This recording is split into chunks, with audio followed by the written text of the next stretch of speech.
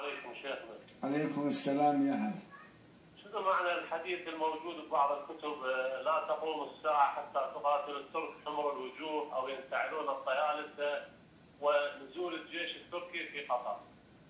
ما عندنا في قطر. وبعدين الترك وجوههم كالمجان المطرق، هذول من المغول، هذا ما له علاقة بعلامات الإيمان. فإذا هم هذول اللي يسوون الأحاديث يخلطون حديث عن المغول بحديث عن ما عندنا.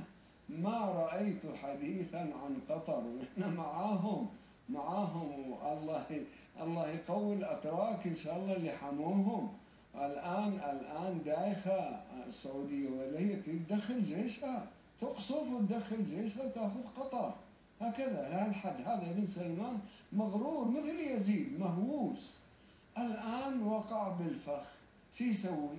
ونحن نسأل الله أن تكون حربا في قطر تخفف علينا في اليمن أيضا شوية ويتمرغ أنفه إن شاء الله في التراب. هكذا عندنا فراغ سياسي في الحجاز وصراع قبائل. متى يجي إن شاء الله يجيب هذا ابن سلمان، يجيبه إن شاء الله. نعم.